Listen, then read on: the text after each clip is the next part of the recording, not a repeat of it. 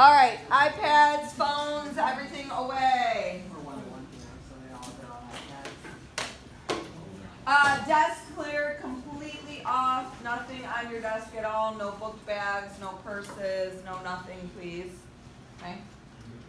So I had kind of told you guys that we would have a guest speaker here, and so this is Tony. Tony's here to talk to you about his issues with addiction, and so just be respectful and listen. Okay. All right. How you guys doing? Good. Last period of the day, huh? Yep. All right, cool. I'll try to make it fun. So you guys are in the middle of a drug unit, and so I am your crackhead. So I get to come in and talk to you guys about my crack addiction. And so I'm going to tell you, this is my family right now. I've got a wife and 3 kids. I'm a youth pastor at a church in Geneva. I own a small business in the city. I have a couple other businesses that I run as well.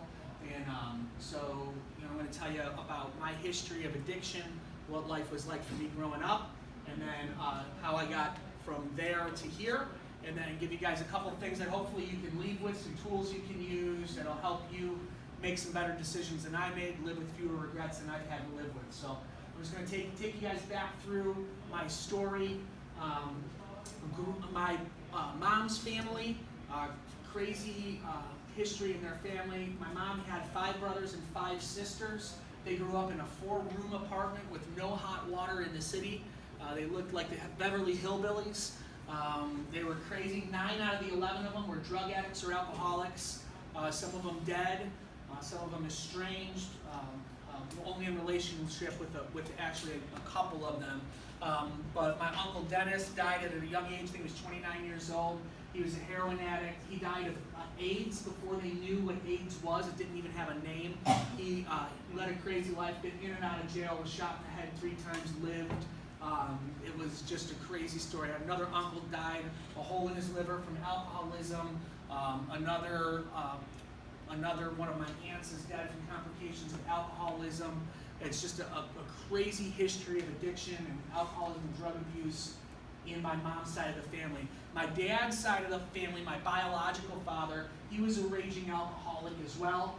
He would come home. He was older than my mom by about 11 years. My mom married young. She was 19 or 20 years old when she got married. They had me right away. He would come home and beat her for whatever reason he could come up with. So if the top of the refrigerator wasn't dusted, if she didn't iron his underwear properly, he would just beat on her. He played Russian roulette with her on a couple of different occasions, if you know what that is. He stuck a bullet in a gun, spun it, and clicked the trigger up against her head. And one day, my uncle, his twin brother, came rushing into the house and told my mom, said, "Nancy, you need to grab Tony and everything you can.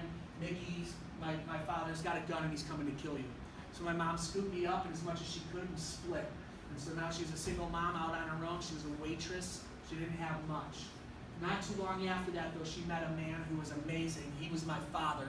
I would say he's my dad. He was an amazing man. He worked really hard.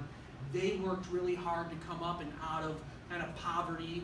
And they bought a home, and my dad worked in his business, which he ended up buying, which I own, one of the businesses that I own today.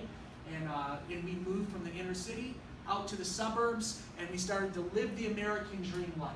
I had the 2 nice cars in the driveway, did the vacations to Disney. My dad was my Cub Scout master. My parents were the presidents of the Sports Boosters and the Parents Club. And it was just like the life that you would expect, that everybody wanted to live. But yet somehow there was no craziness in my family during that time. I grew up in a very loving environment, but I ended up a crackhead. Like, how does that happen?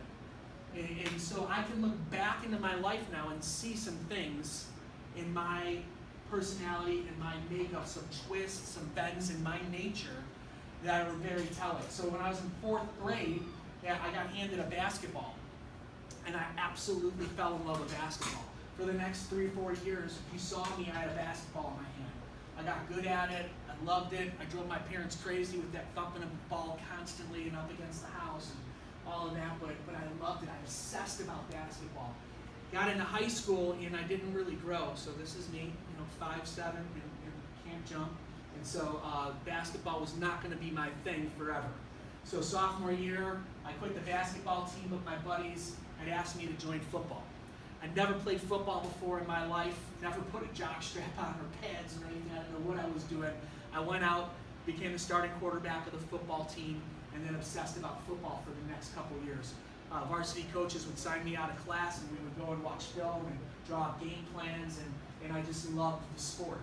But again, this is me, didn't grow, and football wasn't going to be my thing anymore, so me and some friends from school, we started a band. And music became everything. And so I loved it. This was our band. We were sophomores in high school. This is me, this long-haired guy up front. That was me. It was early 90s, hair metal, stretchy pants, nipple rings, like the whole deal. It was awesome. We played clubs all over the city. My wife actually came. She was 14 years old. I was 16 at the time. We were playing a club, and her friend dragged her to see this guy, the drummer. He was our drummer. He had a red Camaro and a lot of money, and they thought he was cute, but he was the drummer, and I was the singer, and so, she ended up with the singer, because that's where all the girls end up, with the singer. So, but we dated she's now my wife, we dated for quite a while. It was during this time with the band where I started experimenting, started drinking a little bit, started smoking a little bit of dope, and that's where kind of a transition started to change for me. So, but what's crazy about it is I remember when I was in 8th grade, heading into my freshman year of high school, I made some promises to myself. Like, how many of you guys made some promises to yourself when you were in middle school, right? Like, I'm not going to do drugs, I'm not going to get high, I'm not going to get wasted, I'm not going to run with the wrong crowd, I'm not going to, maybe some people made some promises that they're not going to have sex, they're going to wait on that stuff, and they're just going to do what they thought was going to build them the best future. How many freshmen in this class? Most of you sophomores? Any juniors? Seniors? Any seniors? No.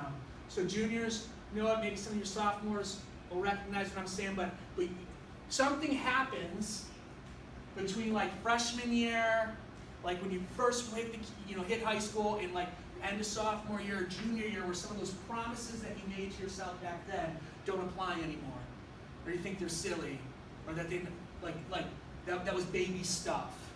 And that's kind of what happened to me. So I started down this road, and so I was drinking, I was smoking pot. The band got pretty good, got pretty popular. We were playing clubs all over the city. I could get into almost any place where there was a stage. I would show up, and they knew who I was, and they would let me drink. I was 17 years old, and we'd go out back and smoke a little pot. But then I would I'd start falling asleep. Like I couldn't stay up. I couldn't party like these older guys were partying. So one day I was out with a guy who worked for my dad at the time, and I was telling him about this. I'm like, man, he's like, hey, you want to go out, smoke a little bit? And I'm like, no, man, if I smoke, I'm gonna want to sleep, and I won't be able to hang. And he's like, dude, you just need a little pick me up. He said, come with me. And we went outside, smoked a little pot, and we went to the bathroom, and he said, here, I just want you to try this. And he pulled out some coke, and he put it on a little corner of a credit card, and I snorted it. And it was like my world went from black and white to color. Like I had found my thing. Like I felt energized, I felt charged, I could stay up, I could party, and I did. But I partied for hours and days without going to sleep. And I was buying coke. I found my own connection for coke through one of my aunt's boyfriends. Like I said, my family was pretty jacked up. So I was buying cocaine from him, and he told me, man, you're spending a lot of money on powder. Nobody snorts coke anymore. It's so expensive. Nobody snorts it, everybody smokes it. And I'm like, okay, I'll try that. And so we went down to the west side of Chicago, bought a couple bags of crack cocaine, and came back to the studio where the band practiced and got high. And from that moment on, the only thing that mattered was smoking crack to me. The band had gotten a record deal, and we were planning a tour and all of that stuff, but it didn't matter anymore. Girls didn't matter anymore. Sex didn't matter anymore. The only thing that I wanted to do was smoke crack, and that's what I did. We lost the record deal. Things went crazy. How many of you guys have heard it said in the past that an addict has to hit bottom before they're ready to change? Yeah. So you'll talk about that more in your class. But for me, I didn't have time to hit my bottom. My bottom came up and hit me. My mom found out that I was getting high, that I was smoking crack, and it broke her, it devastated her. I'll never forget, she comes up to me with tears in her eyes, and she says, Tony, I watched my brothers kill themselves, I watched our family get destroyed, and I'm not going to watch it happen to my son. So either you need to get clean or you need to get out.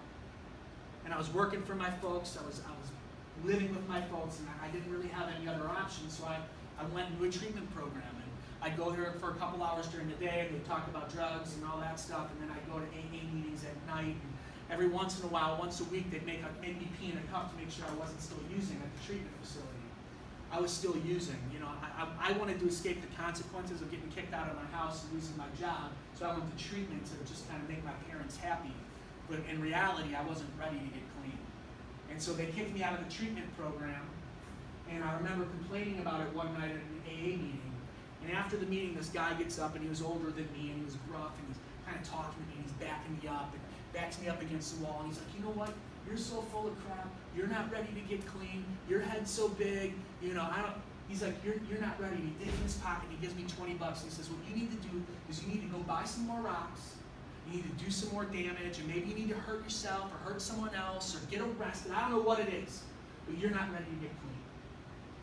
Now, I'm the type of guy that you tell me I can have something, I'll tell you maybe. You tell me I can't have something, I'll prove you wrong. And so that's what I did. I set out to prove this guy wrong, that I could get clean. And that's exactly what I did.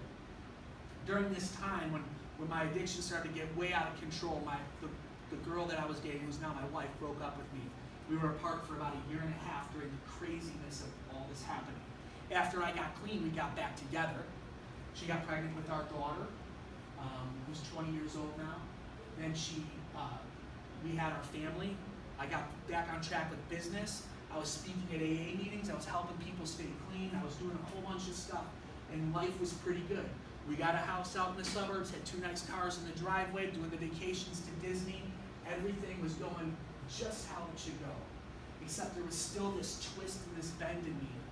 I wanted to be a good man. I wanted to be a good husband, a good provider, but I didn't know what that meant really, and I didn't know what that looked like. And so I'd gotten our small family, our young family, into a lot of debt, making bad financial decisions. I was working like a madman, trying to pay off all this debt.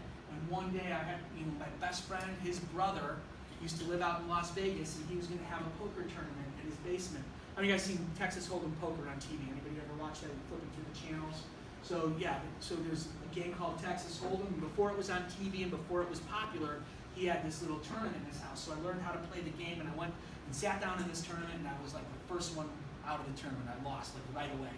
But I sat down in a side game for cash and made about $750 that night in a matter of about 3 hours. And I started to do the math, and I was like, yeah, that's more than $200 an hour. If I can do this on the regular, I can make some cash and get out of debt quick. And so I went home and I bought every book that I could possibly find on poker and playing cards and theories and all of that stuff, and I studied up, and I convinced my wife that I should become a semi-professional poker player.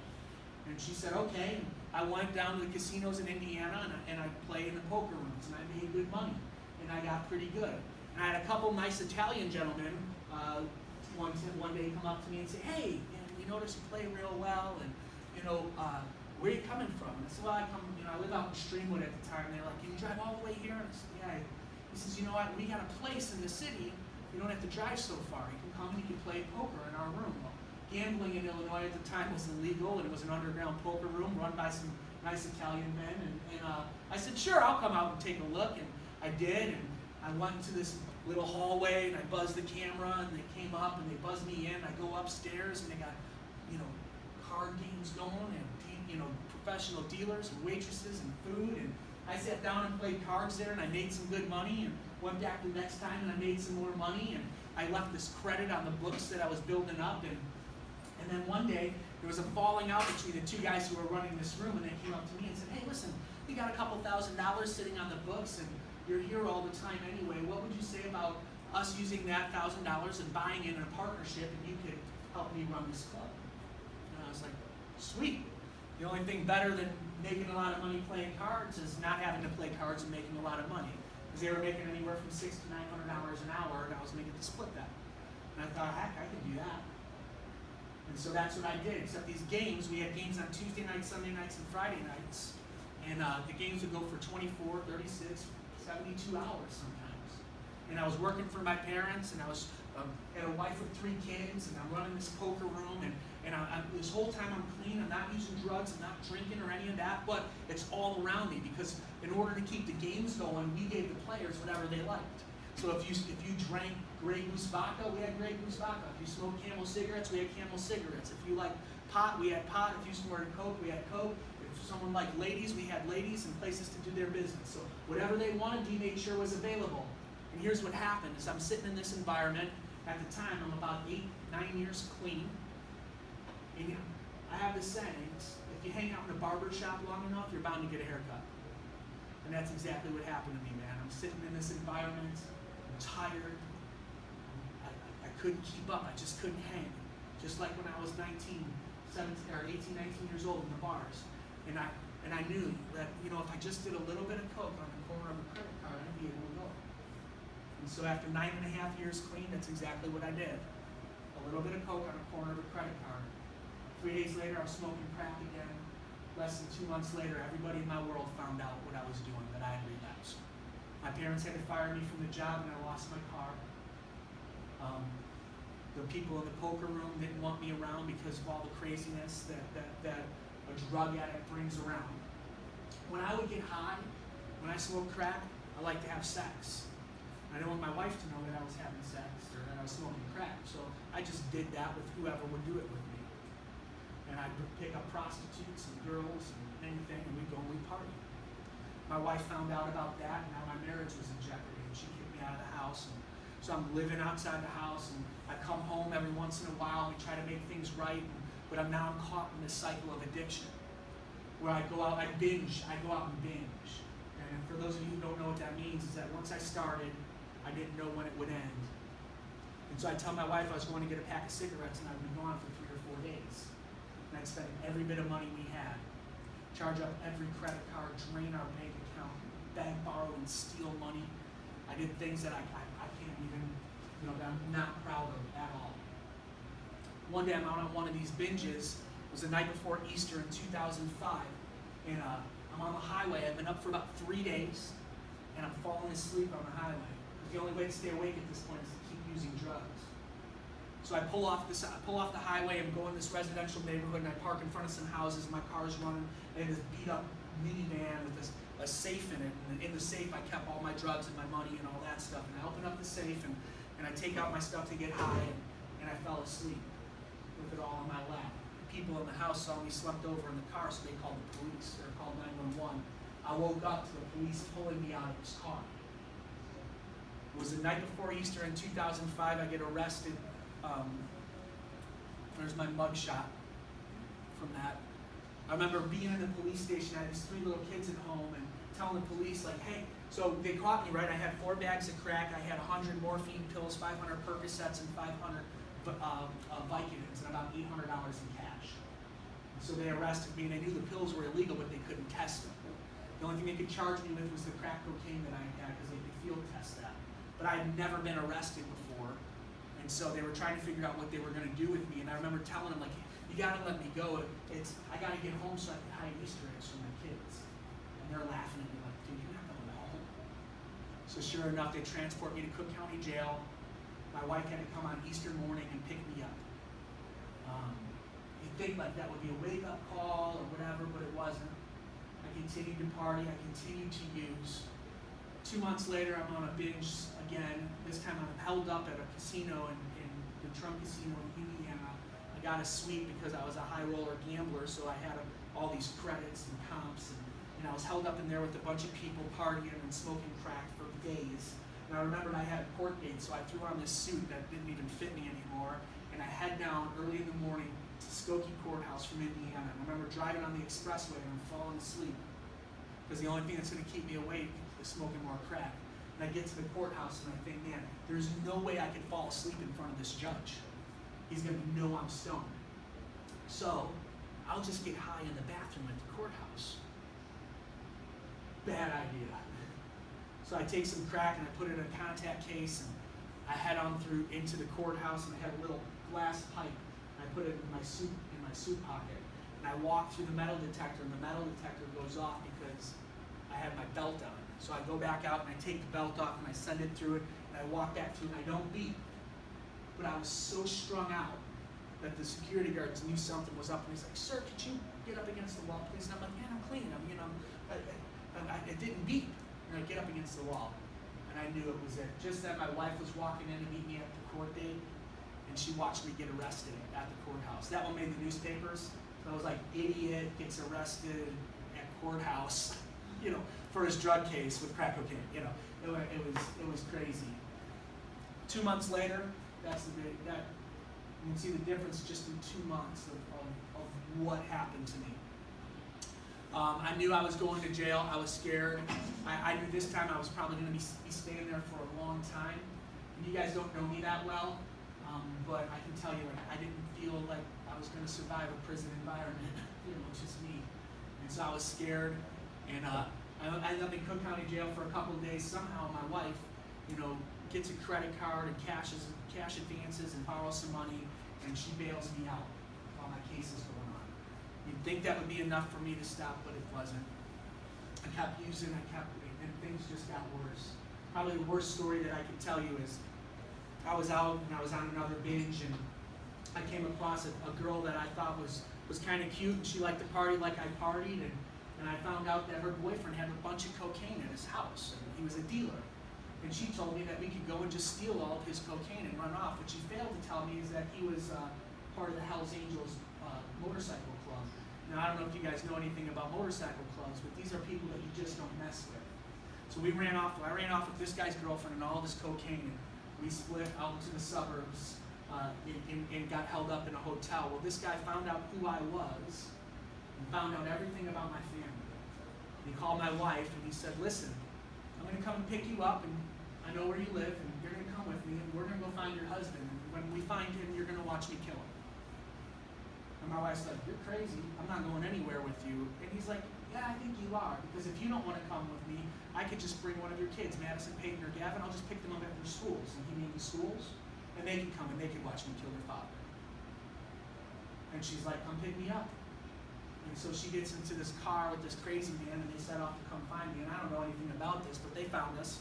We were in Elgin at a hotel, and we're walking out of the hotel room, and she sees this truck, and this girl that I'm with screams, and she's like, he's gonna kill us! So we jump in the car, and we take off, and he gets back in his car and takes off after us, and we go on this high-speed car chase through Elgin and West Dundee, and we found out where the West Dundee police department was, and we went into their parking lot and around their building at about 50, 60 miles an hour to get their attention. And so finally they came in pursuit, and they're chasing him, he's chasing us, and so we go around a couple more blocks and come back into that area, and this girl jumps out of my car and runs into the police station. The cops surround his car, and then I just take off. So I'm waiting for this girl to come out. I have no idea my wife's in the car with this guy. I'm sitting across the police station across from the police station on another parking lot, looking at the doors, waiting for this girl to come out. The doors of the police station open, I'll never forget it, and it was my wife who walks out. I was like, oh snap, this is gonna get bad. And it did. My wife had to pack everything up, pack our kids up, and leave because we didn't know how much danger we were gonna be in once that guy made his one phone call from the police station.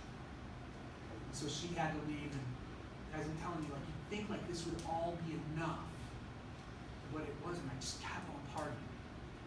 I'll never forget. I'm in a crack house in the city, and I'm just done. Because my cycle was that I would go out and I would go on a binge, and then I would spend all the money and just do all this crazy stuff, and then I'd be out of money and I'd be out of drugs, and I would just have this sense of remorse, and I'd want to come home, and my wife would always say, just come home, there's food in the fridge. I would jump in people's gardens and steal their vegetables to eat, because every bit of money that I had would go towards getting high. And she'd just say, come home, it's cold, come home, there's food in the fridge, come home. And I'd come home and I'd go to sleep, and I'd wake up and I'd see the damage that I had done to my family. And I'd just feel so bad, it would just send me back out to use again. And this cycle would just keep going. And I find myself in a crack house in the winter of 2005, and I'm just done. I'm at the end of my rope, and I figure, you know what, my kids don't need to live with this. They'd be better off without me. My wife would be better off without me. My wife was so wrecked that she had checked herself into a mental institution for nervous breakdown once already. And so I saw a spool of wire and some pipes in the basement of this house, and I got a milk crate, and I was just ready to kill myself. I was just ready to hang myself. And in a moment of clarity, I got a picture of what my funeral was going to look like. And I pictured my kids, who were 8, 5, and 2 at the time. And I thought, what is going to be the legacy that I leave behind? What is the story that my daughter's going to have? That our daddy killed himself because he was a junkie? My boys were going to grow up without a dad because I was an addict? I'd already been clean 9.5 years. I could do it again. And I made a decision in that moment that I was going to get clean. And so I stepped down off, and I called my wife, and I went home, and we got checked into treatment. And I stayed in the treatment facility for 28 days. My wife slept like she hadn't slept in over a year because she knew where I was and she knew where I was safe. I was convinced. I wrestled with myself after being an addict and then getting clean and building a good life to relapse again, just jacked with my head. But I was convinced after 28 days that I was going to be good and I was going to stay clean. I got out of treatment, I went home, and within a week I was back in a crack house. My wife had to check herself back into an institution. During that binge, I made a decision. I don't know, but there was something that changed for me. Have you guys ever had a moment where you just knew that things were going to be different, that you were going to make a change? You guys ever have that moment, just that conviction that you knew? And I had that moment. I had that moment. Here's the problem, is that we judge ourselves by our intentions, but everybody else judges us by our actions. And so even though I was convinced and I knew, I went home knowing that I wasn't going to use anymore, right? I get home, my wife, I find out she's in the hospital again, and I'm like, this is it, things are going to be good. Well, she came home and she saw me there, and she was pissed.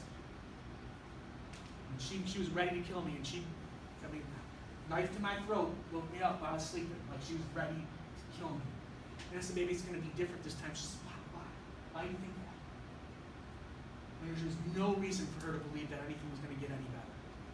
But that began the road to my recovery, to our recoveries. And so for the last 11 years, we've been putting our life back together.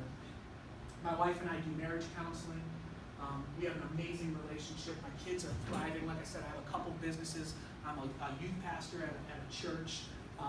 We've recovered everything that you could think of in terms of relationship and prestige and success. And so we have a good life now, better than I could have ever hoped it to be.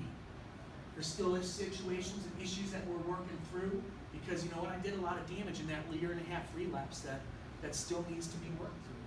Just because we change things around in our life doesn't mean we get to escape the consequences of our behavior. But today I can tell you that life is good. Life is really good.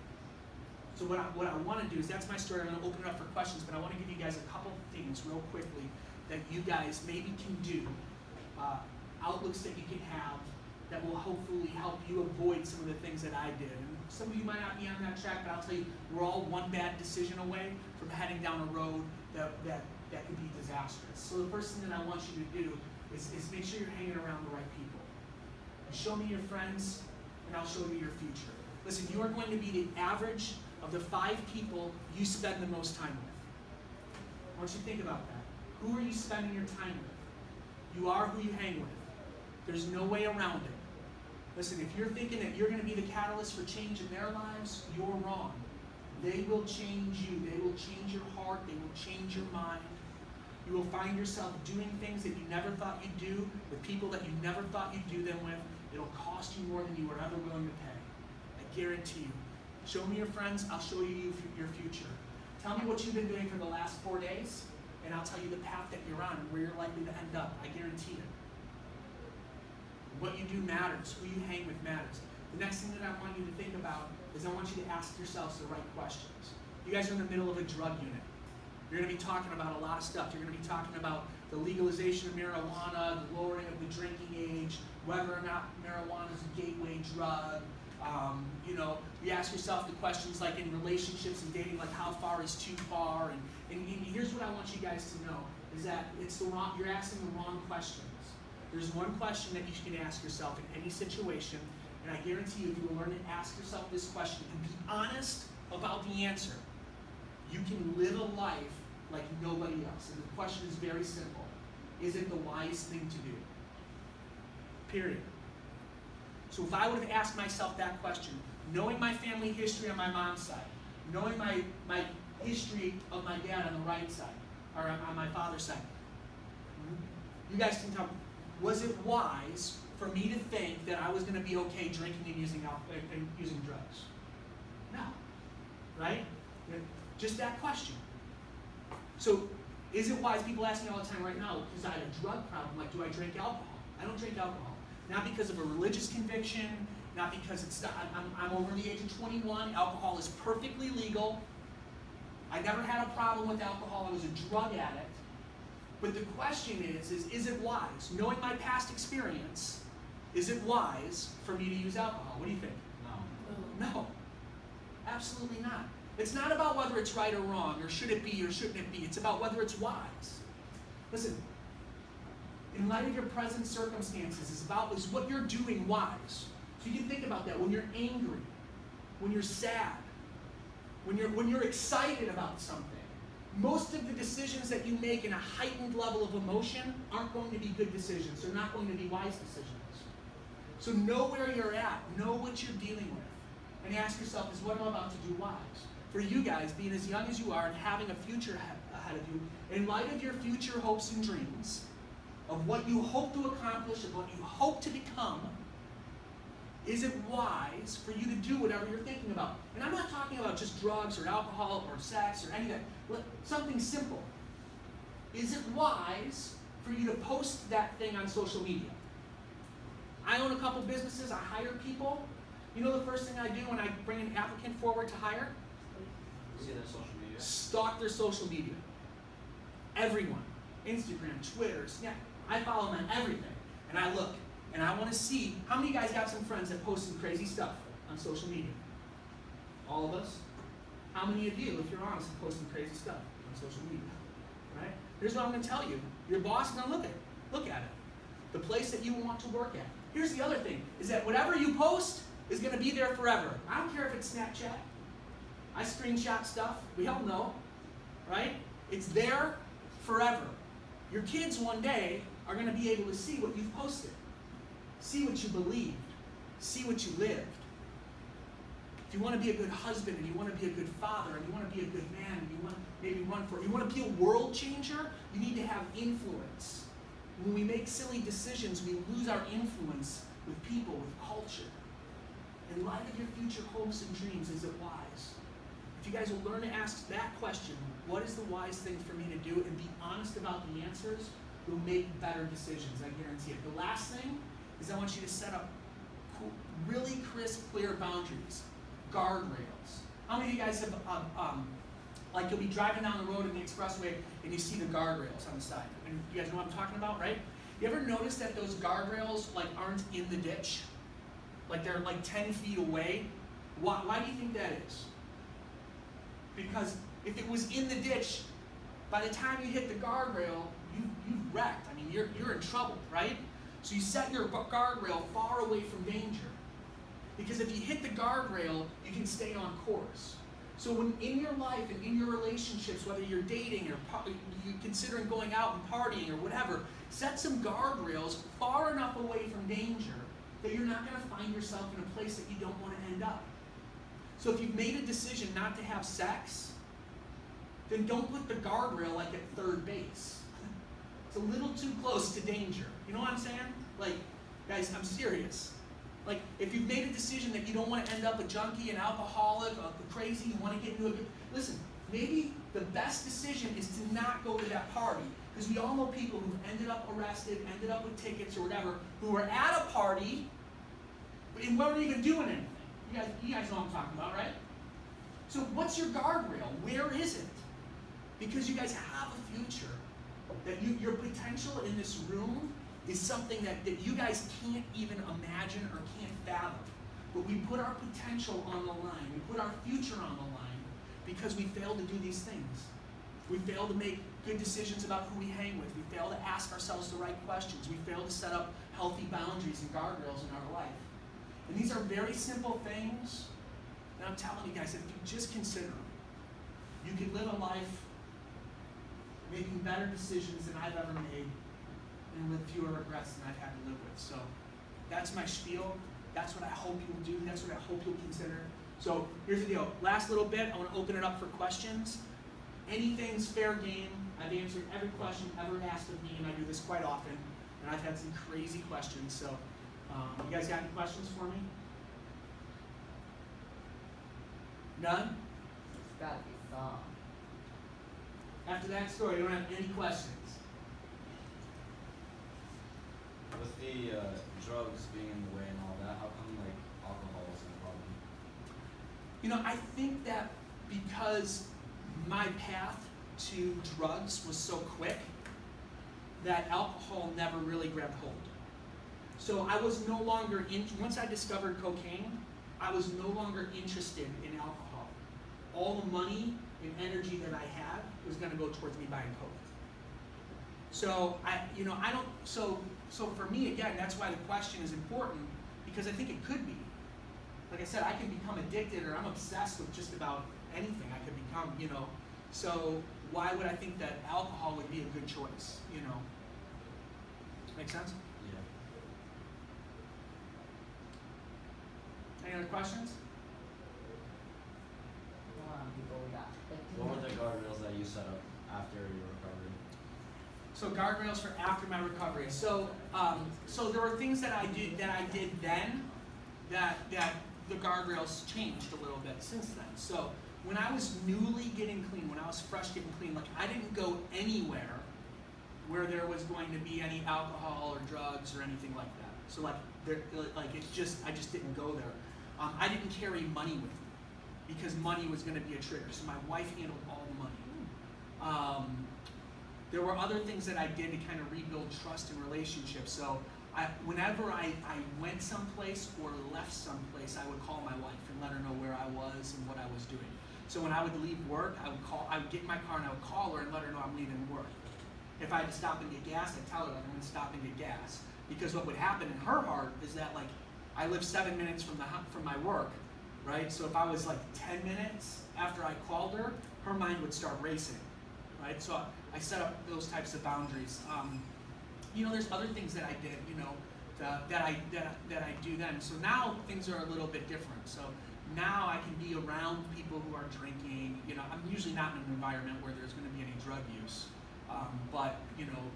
so that doesn't really bother me much anymore. There's other things guardrails that I set up in my relationships.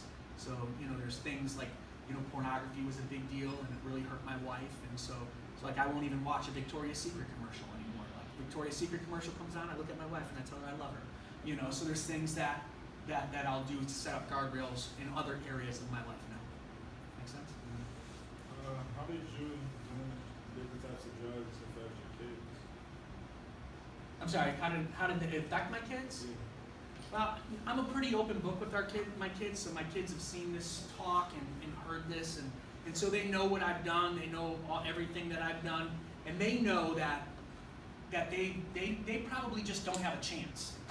Like they don't have a luxury of trying, right? Because it's just, I've had this talk with them about making wise decisions and wise choices where they know that like they're taking a huge risk if they try anything. But they're kids, you know, they're going to do their own thing and live their own life. So we have a very honest and, you know, open dialogue. My kids will tell me things that most kids won't tell their parents. And man, I remember my daughter telling me some things. And I'm like, don't tell your daddy that. Like, you know, just can you go talk to somebody? You need a mentor, baby. Like, you don't need me. And so, you know, but that's helped because my kids know that no matter where they are, no matter what happens, no matter how bad they screw up, that I'm going to be there and I'm going to love them and I'm going to help them. So what happened to the relationship between you and your mom? Between me and my mom, Yeah.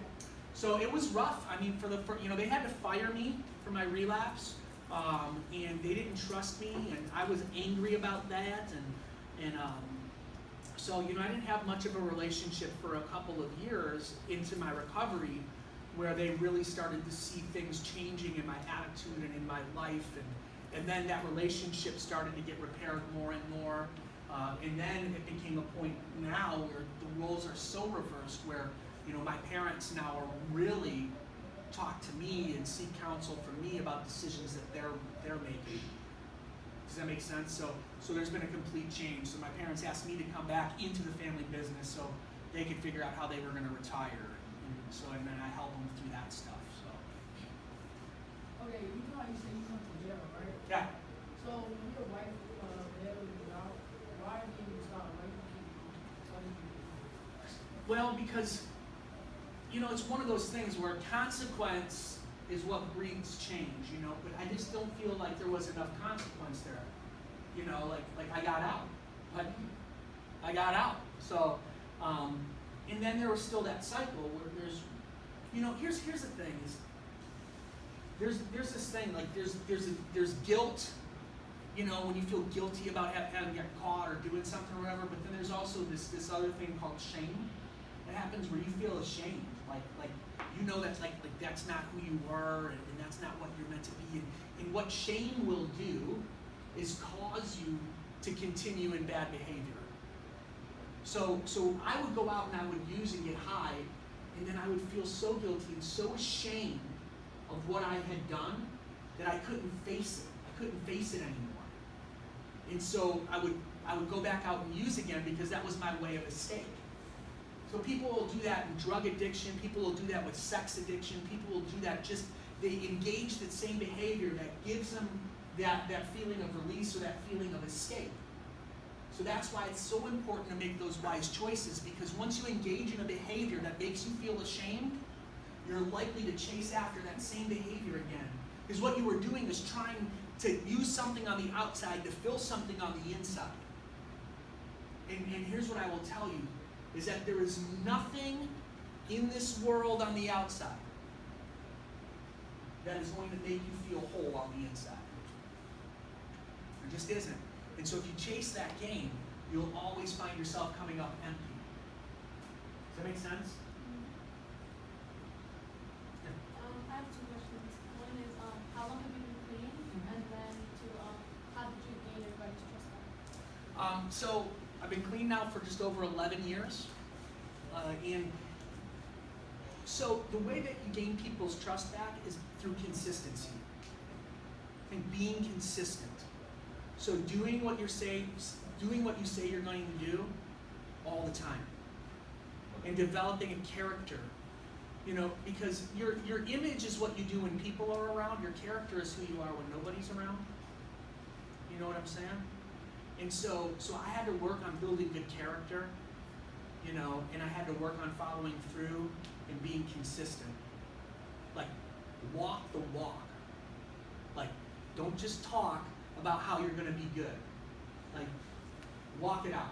I got an 8th grade son, and 8th graders are like, I know you guys, some of you guys, I don't mean to be offensive, I know you guys are just removed from 8th grade, but like 8th grade, 7th and 8th grade boys are like some of the biggest D-bags that you'll ever come across, right? So my son's gonna talk to me like all the time about how he's gonna get better grades and gonna do his chores, and I'm like, dude, stop talking and do something, right? That's what I had to do. I needed to stop talking and do something. I need to stop talking about how I was gonna be a good husband and actually just be a good husband. Stop talking about how I was gonna be a good father and actually be a good father. And do the things that are consistent with that. Then what happens is people see that behavior, and little by little you build trust back. It's funny about trust, is trust can take you years to build and a moment to lose. Years to build and a moment to lose. And you'll spend years again trying to regain it. Anybody else have a question? Are you surprised that your wife stayed with you, brother? I am ecstatic that my wife stayed. I am like so happy that my wife stayed, and I'm appalled that my wife stayed. And there's no reason that she should have stayed. She took a huge risk, a huge gamble betting on me, and it paid off. But everybody in her life, told her she should leave. My mom told her she should leave. Like everybody told her she should leave. I was dangerous to be around. So, but she'll tell you like she knew who she married, and I wasn't that guy. And she had it in her heart that she never wanted to get divorced. And so she, out of spite or out of whatever stubbornness, like she wasn't going to give up on me, So. Are you still looking at poker like you used to be? I haven't played. You know, I was in Vegas a couple weeks ago for a convention, and I sat down to play poker, and I just had no, like, I just didn't even enjoy it. You know, so. Please excuse this interruption. Hello, Bulldog. We wanted to say enjoy your Easter weekend. When we return on Tuesday, we will have resource hour. So school will start at 9 a.m. on Tuesday. So have a great long weekend. Be safe. Go Bulldogs. Thanks. Go ahead, Joe. If your wife wasn't rich right now, what would you be doing right now in this time? What would I don't know. You know, I think that a lot of life is the decisions that you make, and then the opportunities, and what you learn from those decisions. So, you know, if my wife left me, I would still like to think that I'm still using this story to impact the lives of others. You know, so you know, I just believe with everything in me that we live lives that no matter what we've been through, no matter what we've gone through, no matter what's been done to us or what we've experienced, that there's an opportunity to turn that bad thing into a good thing. And so that's what I would like to believe. What do you see in your future now that You know, I don't know what my future holds by any stretch. I just know, like I said, to be consistent in what I think is being the opportunities that are being put before me. So when I get asked to come and speak at a school, I do it. Or when I get asked to go and speak at a conference, I do it. Or when you know what I'm saying? And so I don't know what that's going to lead to, but I just know that what I've learned in life is that doing the next right thing eventually leads to great things. Does that make sense? So, you know, I don't know, you know, I have aspirations and desires and things that I'd like to go after, and, you know, and be able to really impact people and all of those things. And so right now it's just about what do I do. So I obsess right now about really three things. I obsess about my faith, I obsess about my family, and I obsess about my future. You know, so those are the three things where I just hone in on. So, you know, I'm real engaged in my faith. I really love my wife and make sure she knows that we go on date nights and we do all those types of things. And my kids know I love them and I'll never leave them, and that I think that they have great potential. My future, I work for all of those things, like from 6 a.m. to midnight, 6 a.m. to 2 a.m., you know what I mean, all the time, to start to build that future that I believe is out there for me. So. If your wife didn't try as hard as she did, Yeah. or didn't try at all, do you think you'd still be like into the drugs, still addicted? I don't know. You know, I really don't know. You know, I do think that, you know, there is that bend in me. I think that if I stop doing the things that I'm doing now to stay clean, if I stop being obsessed about the right things and I take my eyes off that it would only be a matter of time before I head back and start doing those same things, because that's just how I'm bent. That's just my nature. It's like having a bend, right? You constantly got to pull it back to straight, but if you let it go, you know what I mean? You follow what I'm saying? It's like the car, you know, when the alignment's off, like you gotta keep fighting to keep that thing straight. So I gotta do that. You know, it's why it's important to know like what success looks like, what your future looks like, and to keep aimed at that. And don't do anything that's gonna keep you off of that, you know? So don't engage in those behaviors and those things. Jalen, did you have a question? No? Go. Elena? Yeah. Okay, so you know how you say you was the singer of a band? Yeah. And everything, so can you still sing now? Actually, our band got together not too long ago. We played a big set at a club, and you know, so it was fun. So I do it once in a while, you know, not all the time. All right, well, if you guys have any other, like, you know, personal questions that you don't want to ask in the middle of the class, you guys can come on up, you know, afterwards and ask Tony, you know, on your own. Yeah, and all my social media Yeah. handles are there. So I'm on every social media platform if you want to follow me on whatever your favorite is. I do different things on different channels. So Facebook, you'll see a lot of my family stuff and things that I do. On Twitter and Instagram, you'll see, you know, inspirational, motivational, encouraging stuff. On Snapchat, I'm just goofy. So, you know, so yeah. Follow me around on those platforms. If you guys got any questions, DM me. You know, I'm an open book. Thank you so much for coming.